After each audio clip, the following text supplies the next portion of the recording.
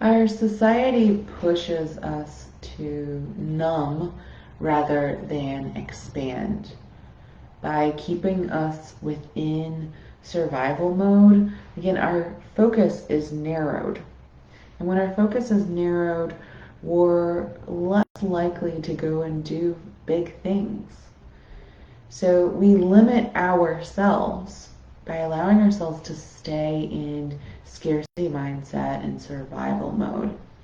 We open up our possibilities, we open up our ability to do more, be more, and experience the world more when we allow ourselves to open up. When I say society pushes us, meaning the numbing out on television, the going and drinking our weekend nights away, or numbing our emotions. Our society doesn't teach us to feel the emotions and that the emotions are okay, or to heal and that that is great. Now, again, I think our society is moving in that direction, thank goodness. However, notice what might be taught to you, what has been told as normal, and then where you are, what you feel should be normal, and where it is that you really hope to go. So being in Thrive, maybe it's that you want to volunteer, that you want to help out your community. Maybe it's that you want to start a business or start a passion project.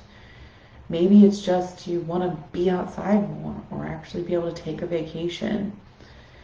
Notice what it is that you consider living and then what you consider to be numbing.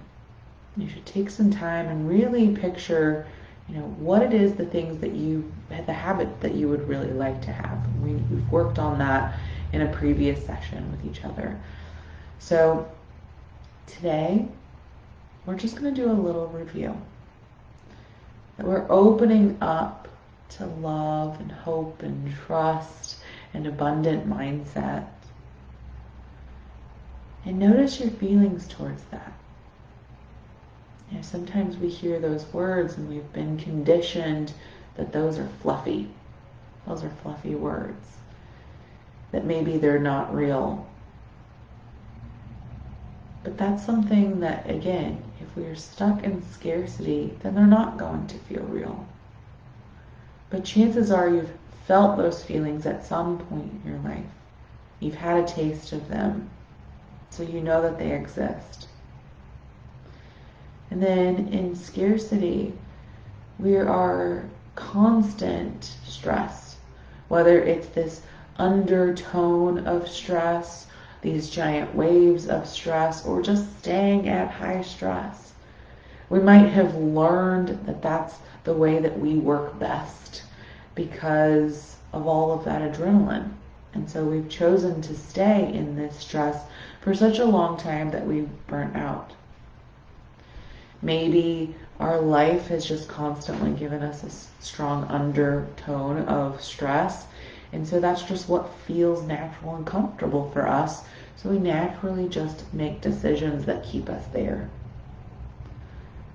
Maybe that's just familiar.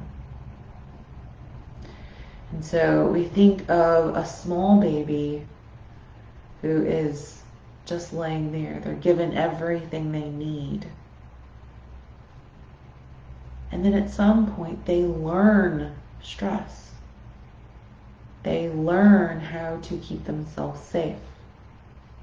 If they are constantly given stress or negative situations, then their mind goes, this just must be the way it is. Or we'll find coping mechanisms as a child to say, oh, well, it's better this way. We're doing that to keep our mind safe, to create psychological safety. We're doing that to adapt so that we can continue to get by, so that we can try to find happiness and not allow the negativity to rule us. But it's a time as an adult to look back, to unpeel all of those stories we've told ourselves, all those coping mechanisms that we developed as a small child, and then begin to release them. and open up, to begin to wipe our slate clean or unlearn, so that we can then program our mind, because it is a tool. The heart is sending more information up to the mind than the mind sends down to the heart at a faster rate. The mind is our tool. So we get to program it. And we do that through continuous practice. This is a 10-day meditation challenge. It's a continuous practice. Our meditation is like going to the gym or like taking a shower every day. So making sure that we are keeping up our hygiene. All right, let's meditate. Finding yourself in your seat, whether you're seated on the floor or in a chair. Again, you can find some support of a wall or the back of a chair. And within our posture, we're looking for shoulders over hips, ears over shoulders.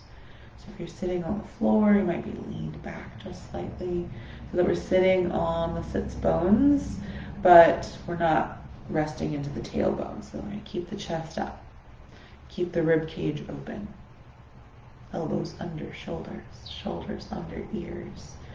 And then find your breath. Feel the in, feel the out. Starting with those 3 deep intentional breaths.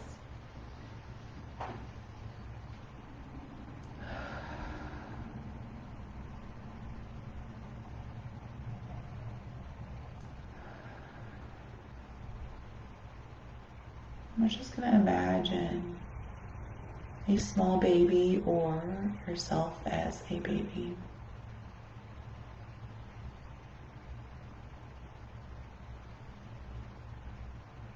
A blank slate. If it's hard to imagine a baby, maybe imagine an old school chalkboard.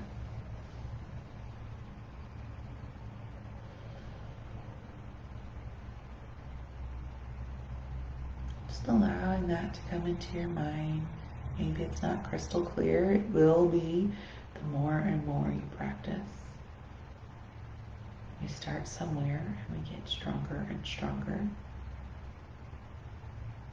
We maintain our strength through practice.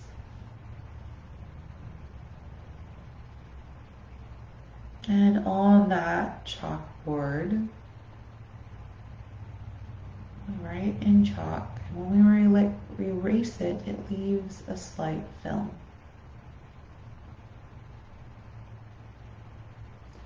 But as a small child, we might not have an eraser. So we write on the chalkboard and we leave it. And we continue to just write. And so if you're imagining this baby is like the chalkboard. There's nothing there.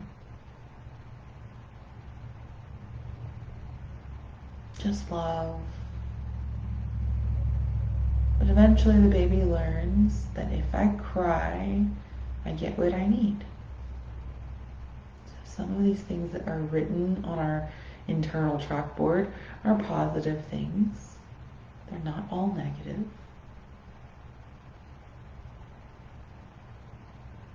Maybe it's, if I cry, someone picks me up.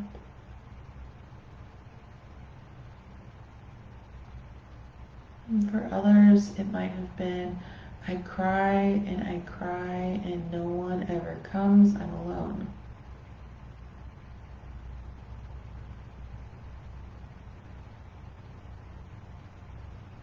It might be if we make a certain sound, an adult picks us up, smiles and plays.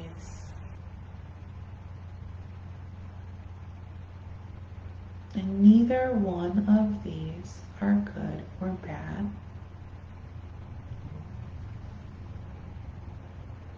Maybe the adults were just trying to help the baby self-soothe by letting them cry. Maybe they had to go to the bathroom or take a shower. Maybe they were tired. So we don't judge. We just notice the situation.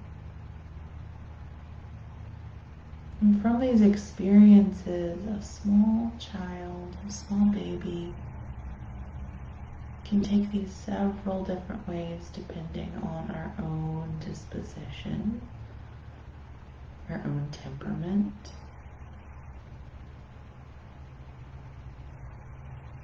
A child getting lots of love could have taken that as, I am loved and I don't need anything else.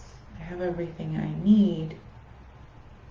Or the child could have became very attached and needy.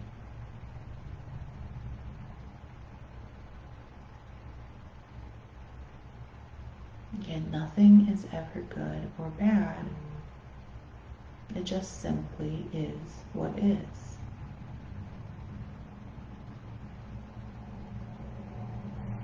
And so if we think about this small child or yourself, as you've gone through life, all these different events that have happened, all the writings on the chalkboard. Some of them we wiped off right away. Others we've left. And even the ones we wiped away might still have a residue. We don't remember exact words, but the residue is still there.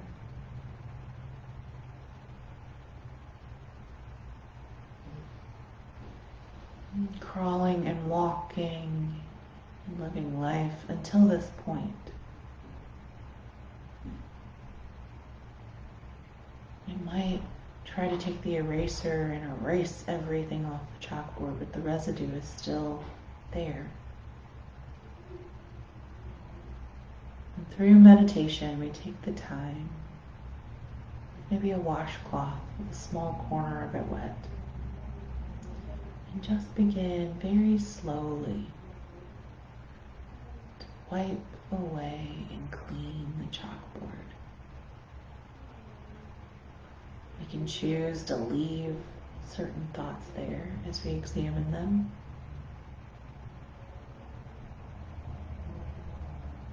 We can leave certain feelings there, maybe we're not ready to process or let go of.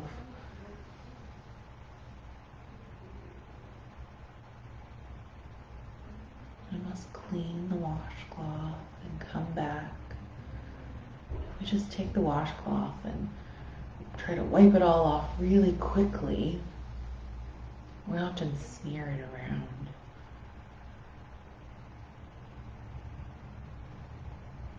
And so we didn't really clean, it's still there. It just looks and feels different. So we take the time through meditation every day to breathe, to release. Maybe we examine our emotions or examine our thoughts while in meditation.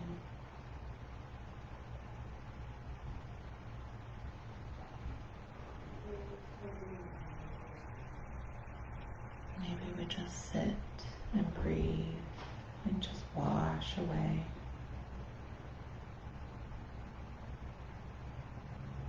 And setting an intention for our practice, our continued practice beyond these 10 days.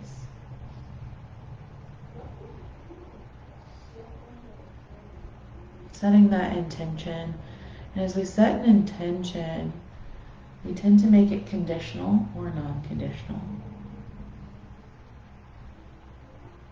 And we don't want to over-promise ourselves in a point where we can judge or let ourselves down.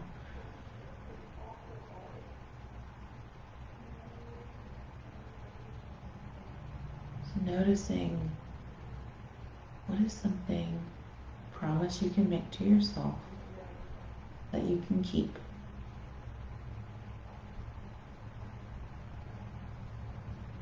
Maybe it's just to be more mindful.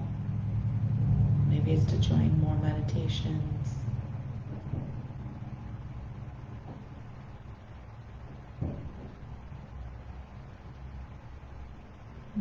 space to explore this further at another time. And then let any of those thoughts go. And then we'll take our 10 breaths. In and out is one breath.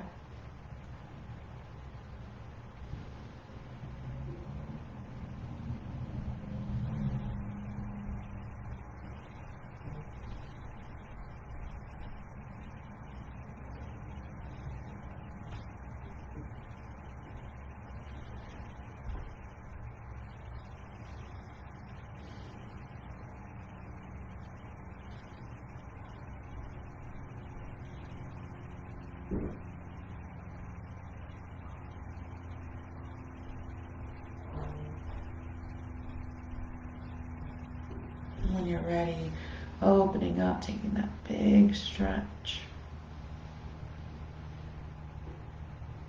And bringing your hands back together and just place your hands on your heart. Give yourself some gratitude for practicing today. Give yourself some gratitude for participating in this 10-day meditation challenge.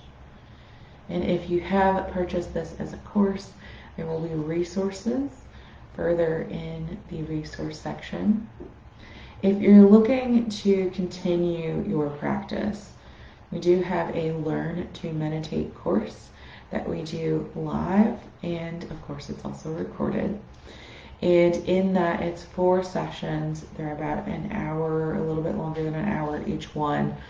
And we go through key concepts. We practice building your meditation practice up so that you feel comfortable to go from 5 minutes to 20 minutes of meditation.